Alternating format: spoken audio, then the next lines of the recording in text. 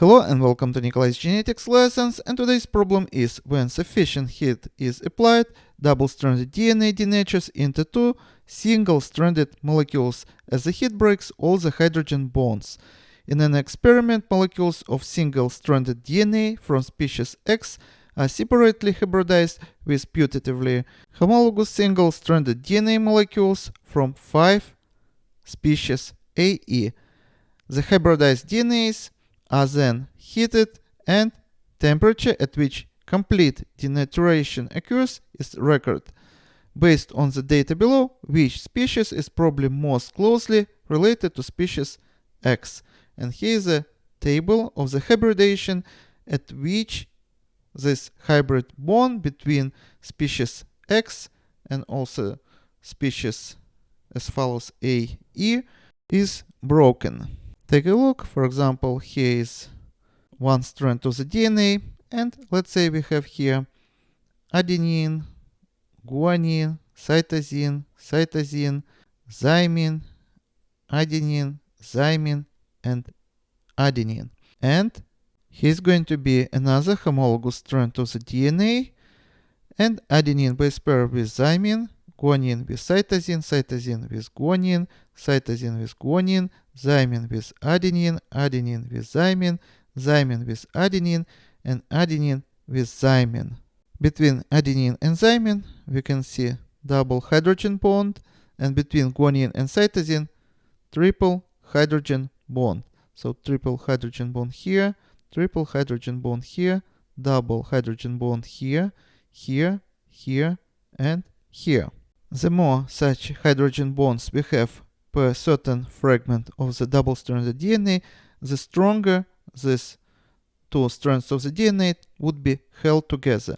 Usually double-stranded DNA would start denature at the 90-95 degrees of the Celsius, and denaturing means that these hydrogen bonds would be broken, because this is weak hydrogen bonds. If we, for example, compare with strong covalent bonds which held together each strand held together these nucleotides. Now imagine that we raise temperature to 90 degrees of Celsius, and these two strands of the double-stranded DNA are going to separate. But in our mixture we also have other putatively homologous single-stranded DNA molecules, and let's say here is going to be another molecule that is going to hybridize with this strand of the DNA when we lower the temperature. And let's say that in this strand of the DNA we have following sequence. So thymine here, cytosine here, and guanine here, and instead of cytosine should base pair with guanine, we have here, say, adenine, and we have here thymine, and we have here again thymine, adenine, and thymine. So now we expect that between adenine and thymine we are going to get double hydrogen bond and triple hydrogen bond here, triple hydrogen bond here, but here we are not going to get any hydrogen bonds because cytosine base pairs with guanine and not adenine. Thymine also doesn't base pair with thymine, so we're also not going to get any hydrogen bonds here, but here again we are going to get double hydrogen bond. So double hydrogen bond here, double hydrogen bond here, and double hydrogen bond here. Now as you see, it would be much easier to break these hydrogen bonds because there are less hydrogen bonds if we compare with original complementary strand of the DNA. Now let's say we only need 80 degrees of Celsius in order to break this double-stranded DNA, which is a hybrid between two species. Now imagine that in our mixture we have 5 different single-stranded DNA, which is putatively homologous to this one. And every time we probably would find that a different number homology and different number of complementary. For example, instead of this guanine, another species may have adenine here.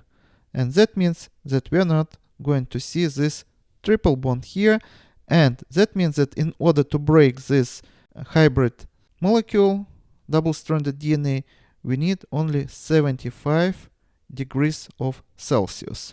So you got the idea. Now we can answer our question based on the data below, which species is probably most closely related to species X. And this is going to be species with highest number of hydrogen bonds, which is going to be most similar to this strand of the DNA.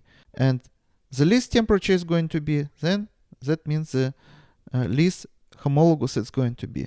So as you see in our table, this is going to be species B, which has highest denaturing point, and that means has highest number of hydrogen bonds and highest similarity to complementary strand of the DNA, original strand of the DNA of species X. Using this information in a table, we also can build phylogenetic tree of the relatedness of the species. For example, this is going to be most closest, and this is going to be number 2, and this is going to be number 3, number 4, and number 5. So we can use this information in order to build a phylogenetic tree. And this is all for today. Subscribe and see you in the next video. Goodbye.